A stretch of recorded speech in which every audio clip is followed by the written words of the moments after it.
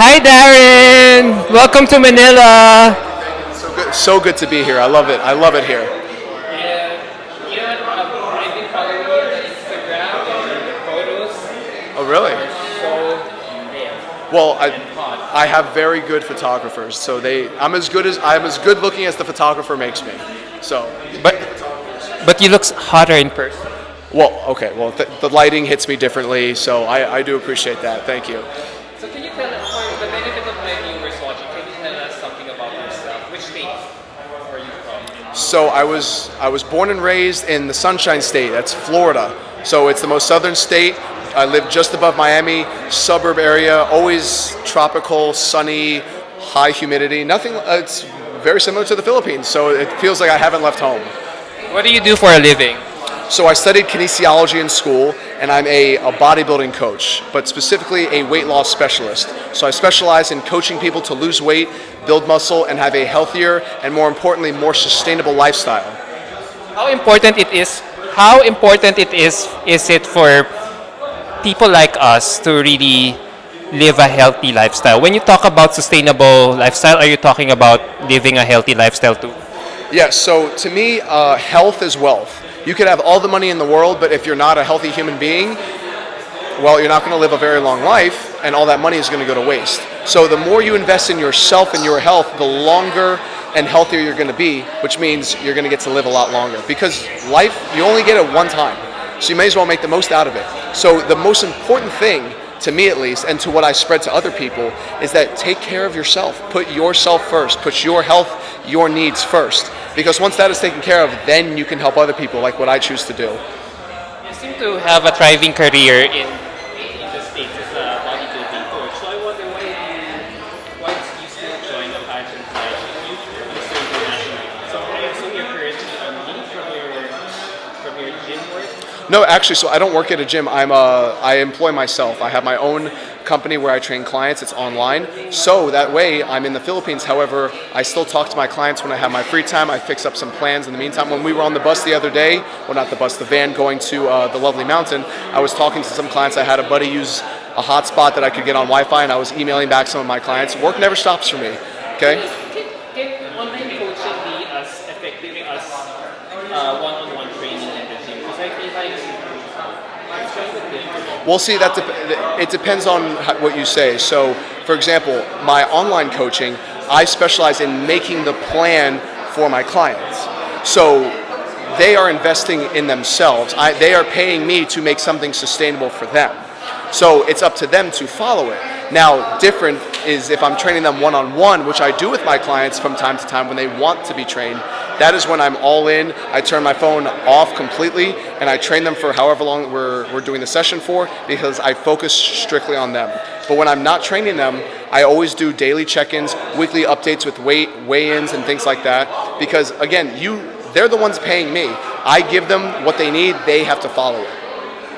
So I assume your clients are sad that you're not there, supervising them, not really on a person, but not supervising them as much as you would like to because you're in competition right now. So how did you get there? How did you get appointed for Miss? Or did you join a local pageant to win? To get represented here for Mr. International? It's actually funny how it happened. So I've actually been in the pageantry world for about 3 years. I won 2 pageants in the States. I won something called the National Citrus Pageant, which is hosted by Michael Galanis, dear friend of mine. And then when I won that, I won a bid to go to the bigger pageant that he hosts called World's Perfect. And that's like it's an international pageant, but it's always held in the United States, in Florida specifically. And the first year I actually got first runner-up, I got second place. And then next year, 2021, is when I won the title of World's Perfect Man. And then this past year, when I handed down my title, I told myself that, maybe I'm going to step away from pageantry, focus more on bodybuilding and my clients and things like that. And just when I thought that, I get back from the pageant and I get a call from Michael Galanis, the guy who hosts the pageants. And he said that my national director now, Joe Ahmed, called him up and saw my pictures and video of me talking, and he said that he is handpicking me to represent the United States of America. And right then and there, I got very emotional because I love my country very much, and I always wanted to represent it in some way, shape, or form, whether it was me being a professional athlete or in the Olympics or anything like that. So the fact that I get to wear my country's flag on my back now, I wear it with such pride, and I'm going to do everything I can to make my country proud. What did he think? What do you think he saw in you? That's why he chose you, handpicked you. From what he said specifically, I'm going to quote him. He said, "Not only do you have the looks, but you have a warm heart." He goes, Warm "And heart. a warm heart." What do you mean by warm heart? So I try to be a man of the people. I try to connect with everyone that I come in contact with. I never think that I'm above or below anybody else. I think we are all here. So everyone I always meet, I always treat them how I'd want to be treated. So what he means by a warm heart is I show everyone love and respect. And he said that it's very hard to find that nowadays unfortunately I see it all the time in the States and other countries. Just people think that they're above others, and I refuse to live like that. I think we're all the exact same, and we should all be treated the same. Wow, wow. And now that you're here in Mr. International, how do you think you can relate that purpose to your candidacy? Well, so what I've noticed so far with the guys that I'm competing with, I do this because we really aren't competing against one another. It's a brotherhood. We're backstage fixing each other's suits and sashes and hair. We're making sure we're looking good. So it's just a fun time, and we're experience this all together.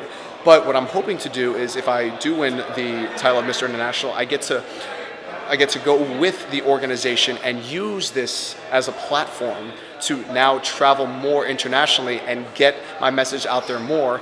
On top of that, using this, I can use it to help myself build my own brand, because in the future I want to build my own supplement and clothing company. The reason for the supplements is so that way I can give a healthy product out, so that way I know I'm giving something back into the world, besides obviously inspiring. You talk about platform, and I really love that you see pageants as a platform to amplify your voice. But how do you feel that pageants are really not popular in your country? How they're not popular? Yeah, popular in the sense that, it's being looked down upon. Yes, actually. So it's looked down upon for men. For women, it's women do pageants. It's the same thing as well. Is it really? Yeah. Oh, see, well, at least where I'm from, it's not looked down upon. Compared to when it was during the 90s. Oh yes, big, okay. But now it feels like it's being looked down upon. Yeah, it's being looked down. So you know why I think that is because it's a new generation, and they just don't understand it yet. No, like when you look at something that you haven't really gotten to know, you kind of judge it right off the bat. I'm a prime example. People look at some of my pictures and make assumptions right away, how maybe I'm a mean person or I'm full of myself.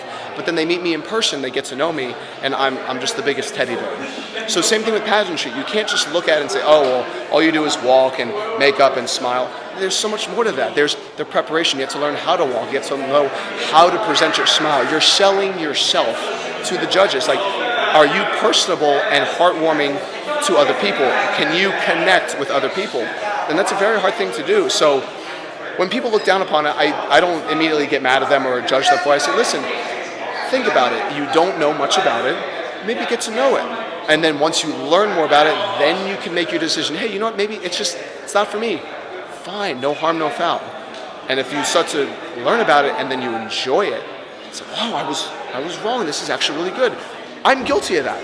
I never in my life in high school would I think I would do a pageant. Now I'm representing my country in one of the biggest male pageants in the entire world, and I couldn't be happier to do it. I'm so glad I was wrong, because it has shown me that you have to get to know something before you judge it. Wow, I'm really learning so much from your interview. I never thought that you could be this eloquent and expressive when it comes to articulating your thoughts. Yeah. I feel like you might just win the whole thing. Well, I appreciate that, but again, all these guys are looking great. They all have something different to offer. That's what makes us us. So like none of us are the same. Even some of the guys that speak the same language or don't speak the same language at all, they are their best version of themselves. So whoever is the best them is going to win. I appreciate the support from all my fans and my family, my friends, but do I want to win? Of course, but it's anyone's ball game. And I'll tell you, win or lose, the fact that I got to be here and wear my country's flag, there's no better feeling. So that's my last few questions. As much as I'm enjoying this interview, I have to cut this now because probably you might want to do after this. Not a problem. On a scale of 1 to 10, yeah, I feel like you're on the right track because you just got selected as one of the I was media choices. the amount of dopamine that rushed through my body was tenfold. I couldn't believe it. So it's such an honor. From a scale of 1 to 10, how prepared are you to win Mr. International this year? How prepared am I? Yeah. 13. And the reason I say 13 is because yes, I know it's on a scale of 1 to 10, but 13 is my lucky number. And everyone says it's an unlucky number, but that was always my number in middle school, high school. Every day there's a Friday the 13th. I've had nothing but a great day. So it's always been my number. The reason it's above a 10 is because I know I have the cards. It's a question of can I deal them correctly. I love talking in front of a camera. I love walking on stage because I grew up in an entertainment family. I love modeling. Yes, my parents were cruise ship entertainers. I grew up on stage. So that's why being on stage feels like home to me. And the fact that I get to wear different outfits and showcase my physique, which I've worked almost 8 years to get, I'm just so happy to do it. So I'm more than prepared. It's just a question of, is someone else going to outdo me? Let's see. Are you prepared for that challenge? I'm always ready for the challenge.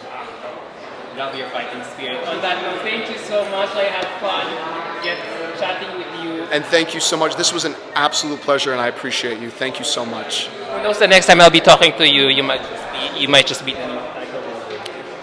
We will take it one step at a time. All right. Thank you so much. Good luck. Thank you. Thank you. And enjoy Manila. I definitely will. Thank you. Bye.